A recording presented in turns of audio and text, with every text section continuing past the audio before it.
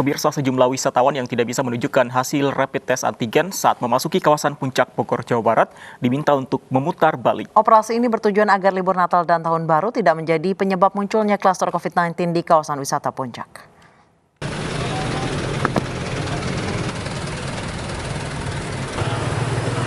Seluruh kendaraan yang melintas di kawasan Simpang Gadok Ciawi Bogor diberhentikan dan diminta menunjukkan surat keterangan hasil rapid test antigen.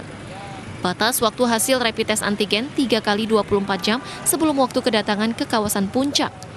Sejumlah kendaraan yang tidak bisa menunjukkan hasil rapid test antigen terpaksa memutar balik. Ya, ini terhambat, aduh. Jadi nggak bisa liburan. Emang nggak ada persiapan sebelumnya? Udah tahu kan informasinya? Saya nggak tahu. Oh, belum tahu. Saya pikir nama-nama aja. Operasi gabungan Satgas COVID-19 Kabupaten Bogor, Jawa Barat dilakukan sejak Kamis kemarin. Selain di Simpang Gadok, petugas juga tersebar di beberapa titik wisata dan hotel yang dikhawatirkan akan menjadi tempat berkerumunnya massa. Terkait setiap pengunjung wisata kawasan Puncak itu wajib membawa hasil rapid test antigen. Kalau untuk kali ini sudah 2 hari kami laksanakan. Kemarin kami sosialisasikan bahwa setiap pengunjung wajib membawa hasil rapid antigen. Bagi yang tidak membawa kami arahkan ke pemeriksaan di halaman Arakatul Jannah. Namun untuk hari ini kami lakukan penegakan agar masyarakat yang tidak membawa tetap putar balik kembali untuk melaksanakan rapid test sendiri. Arus mudik liburan Natal dan Tahun Baru dikhawatirkan menjadi klaster baru penularan COVID-19.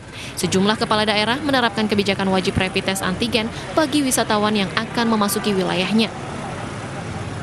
Dari Bogor, Jawa Barat, Wildan Hidayat, iNews melaporkan.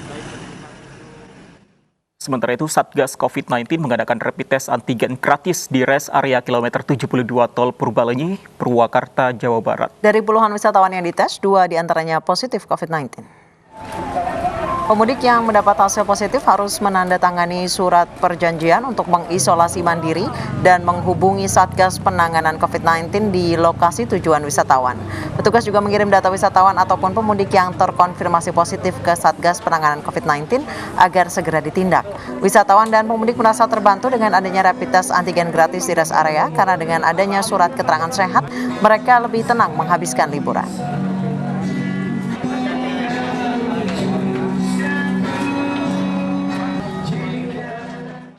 Pemirsa, jumlah penumpang pesawat di Bandara Soekarno-Hatta, Tangerang, Banten pada liburan Natal mulai menurun. Selain itu, tempat rapid test antigen yang biasanya dipenuhi antrian calon penumpang kini sepi. Calon penumpang pesawat di Terminal 3 Bandara Soekarno-Hatta, Tangerang, Banten pada hari Natal ini terpantau sepi. PT Angkasa Pura II menyatakan libur Natal dan Tahun Baru terjadi di tanggal 23 dan 24 Desember kemarin. Antrean rapid antigen untuk perjalanan udara pun tidak seramai biasanya. Dengan mekanisme pengambilan nomor urut, pembayaran registrasi dan administrasi, melakukan tes rapid antigen dan menunggu hasil selama 15 sampai 20 menit.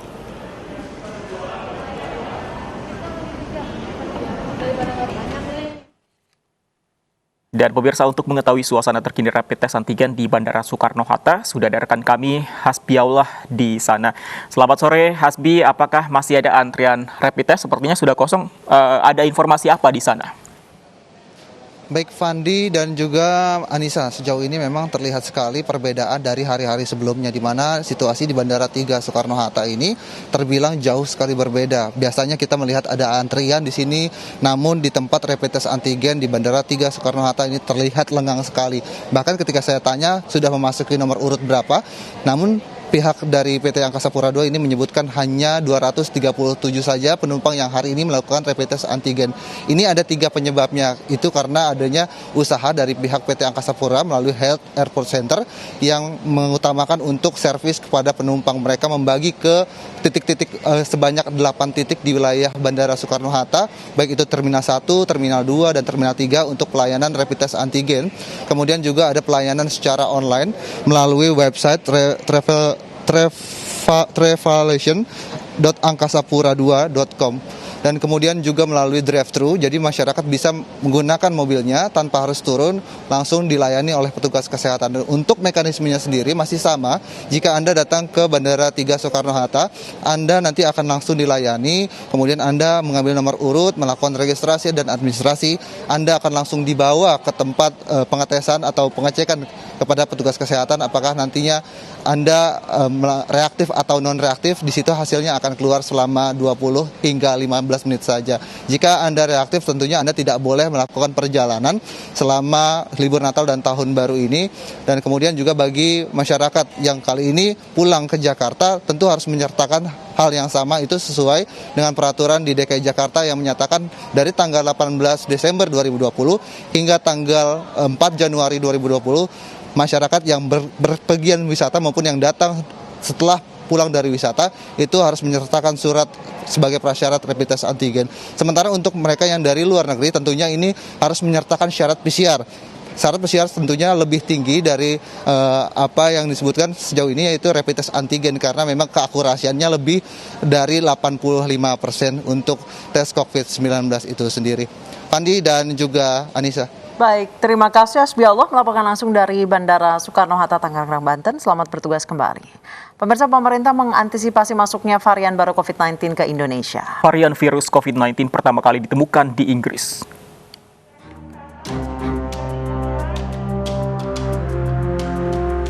Pemerintah mengantisipasi masuknya varian COVID-19 ke Indonesia dengan melakukan beberapa kebijakan pengetatan, di antaranya membatasi kedatangan dari Inggris, negara-negara Eropa, dan Australia. Varian baru COVID-19 yang teridentifikasi SARS-CoV-2 FUI 2020-12-01 ditemukan pertama kali di Inggris.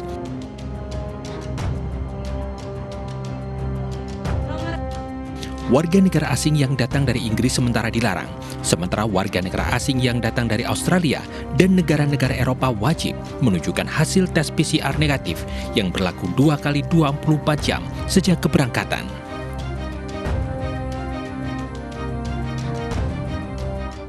Telah ditemukan varian virus SARS-CoV-2 baru di South Wales, Inggris, yaitu SARS-CoV-2 VUI 2020-12-01.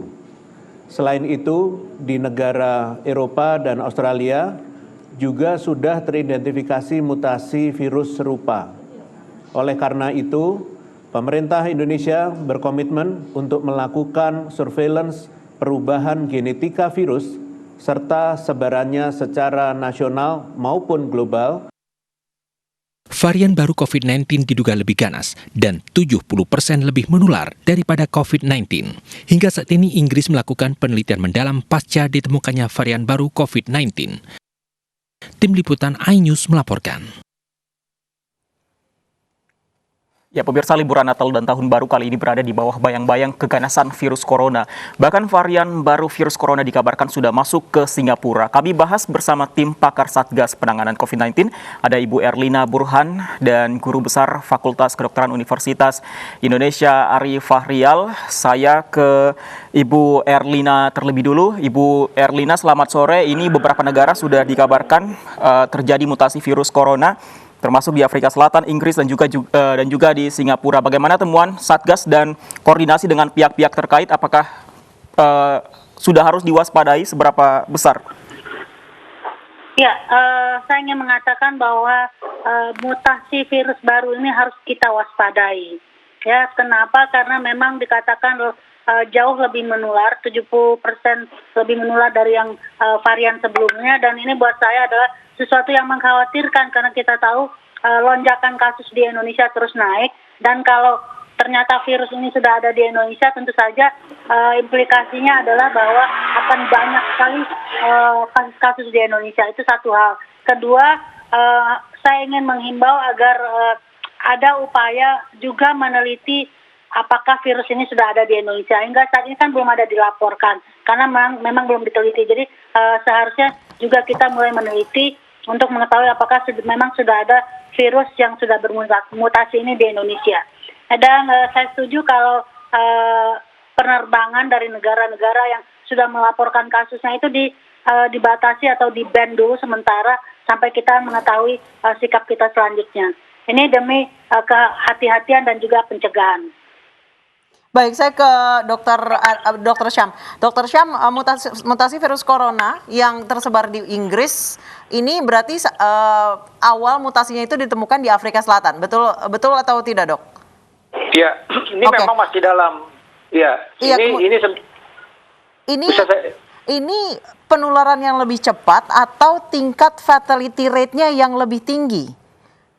Ya, jadi pertama begini ya, terus terang saja mengenai keberadaan mutan ini yang disebutkan varian B117 ini memang masih diteliti ya, karena yang pertama kali melaporkan ini adalah dari pemerintah Inggris ya. Kenapa? Karena memang mereka melihat terutama di Inggris Tenggara itu terjadi peningkatan yang cukup signifikan ke jumlah kasusnya. Ya kan sekarang ini Inggris sudah lebih dari 2 juta orang yang terkonfirmasi positif. Nah, oleh karena itulah maka di satu sisi begini, sebenarnya kalau di beberapa negara ya dengan fasilitas kemampuan untuk melakukan sequence dari virus, jadi jenis-jenis virus itu memang mereka secara agresif memantau hal tersebut.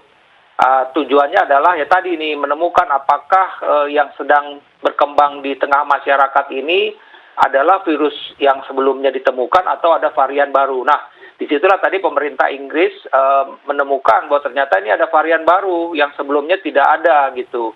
Nah kemudian dan itu kan laporannya tersentralisasi ya. Kemudian juga ternyata di Afrika Selatan juga ditemukan. Nah mengenai ini awalnya dari mana ya tentu nanti kita tunggu para peneliti-peneliti virus ini untuk melihat sebenarnya dalam tanda petik itu nenek moyangnya dari mana begitu kan. Seperti juga misalnya di Indonesia ini udah sekitar 100-an yang diteliti, memang sampai saat ini belum ada yang menemukan varian B117, tapi disebutkan bahwa nenek moyangnya itu dari Wuhan semua yang ada di Indonesia gitu loh.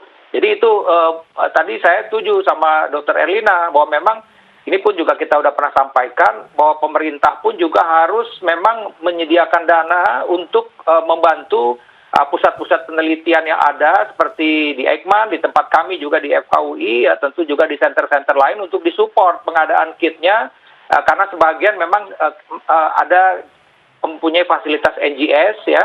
Nah tinggal disupport untuk kitnya tersebut sehingga nanti bisa dilihat itu sequence-nya dari virus tersebut ya. Jadi urutan itunya apakah memang ditemukan mutan baru atau tidak nih, ada varian baru atau tidak misalnya. Kalau ini terhubung dengan varian yang B117 ini, ya itu tadi sudah terbukti bahwa ini memang tingkat. Jadi sebenarnya begini, kalau untuk tingkat kita bilang virulensi ya, keganasannya ini masih tanda tanya, tapi yang jelas adalah tingkat penularannya yang cukup tinggi. Ya artinya dia mudah sekali menular dibandingkan virus COVID-19 yang ada sebelumnya begitu. Ini yang harusnya kita juga mewaspadai karena kita tahu sekarang tentu ketika jumlah kasusnya meningkat, ya ini berhubungan dengan sarana prasarana kesehatan. Apakah kita siap atau tidak begitu? Baik, saya kembali ke Bu Erlina. Bu Erlina, saat ini fasilitas-fasilitas kesehatan hampir semua sudah full. Bahkan hanya menerima pasien-pasien bergejala, yang tidak bergejala disuruh isolasi mandiri, padahal kita tahu tidak bergejala pun ada kemungkinan fatality-nya masih ada. Jika memang mutasi corona jenis ini lebih menular sebanyak 70% dan ternyata ini banyak menyerang mereka yang berada di usia muda dan mengalami kondisi yang parah akibat COVID-19 meskipun tidak memiliki komorbid. Sementara di Indonesia peraturannya adalah mereka yang berusia di bawah 45 tahun itu boleh beraktivitas secara normal meskipun menggunakan masker dan protokol kesehatan dan lain sebagainya. Apakah akan ada kebijakan lagi yang harus dikaji lagi, Ibu? Ya, kalau menurut saya sebetulnya kebijakan yang sekarang ini harus kita perkuat. Jadi sebetulnya Prof. Ari sering mengatakan itu Indonesia ini tidak konsisten dalam implementasi kebijakan-kebijakan. Contohnya 3M itu sederhana kan, pakai masker, cuci tangan, jaga jarak, tapi itu juga implementasinya tidak cukup kuat di lapangan. Ada yang tidak pakai, ada yang tidak cuci tangan, tetap berkerumun, tidak ada jarak. Nah ini di mana letak konsistensi antara aturan dan pelaksanaan? itu yang mesti diperkuat dulu. Barulah nanti kita memikirkan, oh ini ternyata virus yang baru ini sudah ada di Indonesia, sehingga harus diperketat lagi. Mungkin kita perlu lagi kembali ke asal yang mana dulu kita waktu PSBB ketat itu angka COVID kita cukup menurun begitu ya. Tapi kondisi sekarang seharusnya protokol kesehatan yang normal saja dulu itu yang mesti kita pastikan terlaksana di lapangan. Padahal kita tahu masih ada kerumunan, orang masih pergi wisata, apalagi ini libur panjang. Contohnya bandara kan tetap ramai kan, artinya mobilitas manusia tetap tinggi, tidak ada pembatasan sebetulnya. Baik. Nah, padahal kita harus membatasi karena virus ini menular lewat interaksi antar manusia. Baik, Bu Erlina, saya ke Dr. Syam kembali. Dr. Syam, dengan urutan tahap uji tadi yang Anda ceritakan, berapa lama sebenarnya di suatu negara atau satu daerah bisa mengetahui bahwa sudah ada mutasi virus corona? Haruskah ada puluhan kasus mungkin atau harus ada ratusan kasus atau bagaimana prosesnya? Iya, tentu semakin banyak kasus semakin bisa ketahuan begitu. Jadi kita lihat aja nih, memang kan kalau secara umum kita melihat bahwa kasus ini di masing-masing di masing-masing tempat ini kan naiknya bertahap begitu ya. Tapi di sini fungsinya surveillance. Ketika kita mencurigai ada satu daerah yang terjadi lonjakan yang luar biasa. Nah, pada kondisi tersebut kita harus agresif. Agresifnya bagaimana? Tadi nih ketika memang ada kasus-kasus yang dicurigai bahwa ini memang tidak biasa, maka itu secara agresif harus dilakukan pemeriksaan NGS tadi ya. Jadi pemeriksaan sequencing tadi, sequencing tadi. Next generation sequencing ya tadi itu. Nah itu memang biasanya pada kasus-kasus yang bergejala, karena dengan kasus yang bergejala kita harapkan jumlah virusnya itu atau istilah viralnya itu cukup tinggi. Nah disitulah nanti kita bisa ambil virus tersebut dan kita lakukan sequencing tadi. Nah ini untuk sequencing memang membutuhkan waktu ya kan. Artinya begini. Di center-center itu sudah terbiasa dengan menggunakan NGS. Cuman yang jadi masalah adalah kan yang kitnya tadi, yang harganya juga ratusan juta, mesti saya bilang seperti itu untuk satu itu. Nah oleh karena itulah maka selain ya pada satu kesempatan juga ini saya juga ya selain kita berkonsentrasi terhadap pengadaan vaksin, pemerintah juga harus memberikan porsi yang cukup besar bagaimana agar center-center yang memang terbiasa melakukan NGS ini untuk disupport gitu ya, disupport oleh pemerintah agar tadi kita bisa mengidentifikasi, menemukan. Tapi apapun yang juga yang artinya kita kerjakan, misalnya menemukan segala macam. Kalau tadi saya setuju dengan Dr. Erlina, kalau 3M ini tidak dilaksanakan ya kita ya hanya cuma tahu oh ini sudah ada di Indonesia, tapi ya itu tadi. Jadi saya melihat begini terus terang saja bahwa nampaknya kasus makin tinggi, tapi kita ya ini secara umum lah ya, kita juga susah juga mau bilang siapa yang salah ya. Nampaknya masyarakat ya seperti itu aja. Ya jalan tetap macet ya, kemudian tempat-tempat hiburan juga masih ramai begitu ya, kemudian juga lalu lintas juga ramai. Jadi artinya apa ya, nampaknya kasus-kasus tetap naik, mungkin juga di luaran sana sudah ribut mengenai mutasi, ya kita seperti begini, seperti yang kemarin-kemarin aja gitu loh, nggak ada actionnya. Ini yang artinya buat kami juga yang ada di garda terdepan, yang melihat teman-teman yang ada di garda terdepan juga menjadi sedih. Sedih hatinya bagaimana, ini kasus sudah menumpuk. Ya kan, di hilir ini kasus sudah menumpuk, pasien di IGD itu numpuk. Teman-teman bisa lihat sekarang rumah sakit itu pasang tenda-tenda di depan rumah sakit. Tadi untuk menampung pasien-pasien itu, kan nggak mungkin pasien ditolak. Nah, ruangan juga penuh, ICU juga penuh. Nah, itu yang tadi itu. Kalau hulunya tidak ditutup, ya ini yang problemnya seperti ini. Jadi apapun, justru apalagi ada isu seperti ini, ya oke lah disampaikan bahwa ini ada peringatan segala macam, tapi actionnya, ya kan ini kan tadi disebutkan oleh juga saya mendengarkan tadi kompresi pers dari Ketua Tim Pakar Prof. Wiku, artinya silakan pemerintah daerah untuk melakukan action, karena sekali lagi kan ketika bicara soal bagaimana membatasi orang itu kan kuncinya di provinsi atau di kabupaten, tapi mesti semuanya sepakat semua. Ini ada masalah yang luar biasa yang terjadi perburukan gitu loh. Tapi kalau ternyata kondisinya seperti yang kemarin-kemarin, ya kita hanya tinggal bisa menyaksikan ya tadi kasus-kasus kita meningkat dengan drastisnya begitu. Baik, saya kembali ke Bu Erlina. Bu Erlina, menurut Anda apa yang menjadikan boro-boro ngomongin soal mutasi baru yang lebih menular? Yang sudah ada saja banyak yang tidak peduli. Menurut Anda apa yang membuat kegagalan banyaknya kebijakan terkait protokol kesehatan, 3M dan lain sebagainya itu gagal di Indonesia? Bisa dibilang nggak gagal, nanggung gitu di Indonesia. Ya, barangkali karena tidak semua lapisan masyarakat dan sektor yang melibatkan diri untuk ini. Karena merasa, ya itulah saya selalu mengatakan bahwa baik sebagai individu maupun sebagai anggota lembaga atau anggota konstitusi, institusi, bahwa kita seharusnya merasa bertanggung jawab untuk menyampaikan informasi, memberikan edukasi kepada masyarakat tentang pentingnya pelaksanaan protokol kesehatan. Nah, barangkali ini ada kegagalan di situ di mana tidak semua orang mengambil peran di sini, sehingga implementasinya sangat lemah di banyak tempat. Baik, kembali ke Dr. Syam. Dr. Syam, banyak yang mengkhawatirkan dengan adanya mutasi corona ini akan mempengaruhi efektivitas vaksin yang saat ini sedang dikembangkan. Sejauh ini penelitiannya seperti apa, Dok? Ya, terus terang saja ini saya juga baru dapat informasi bahwa ya perusahaan besar ya Pfizer ini juga sedang melihat. Artinya kan begini, sampai sejauh ini kan disebutkan itu efikasinya cukup baik ya, artinya dengan virus yang sebelumnya. Nah, secara teori nampaknya bahwa ini kekebalan yang ditimbulkan oleh vaksin ini tetap bisa mengenai varian ini.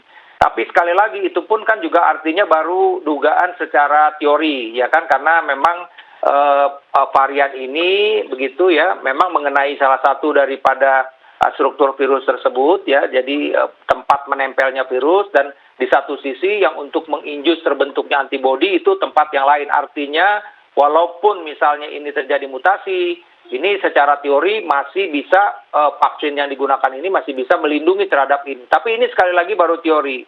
Oleh karena itu memang kita menunggu risetnya. Terus terang saja memang kalau kita lihat, jadi misalnya juga saya baru search misalnya di satu PubMed gitu. Itu PubMed itu memang menjadi rujukan kita. Informasi mengenai varian B117 ini belum ada gitu loh. Tapi kalau kita cari misalnya tadi informasi dari pemerintah Inggris, kemudian mungkin kita lihat struktur virus di WHO itu memang muncul, tapi bentuk publikasinya ini memang kita masih tunggu gitu loh.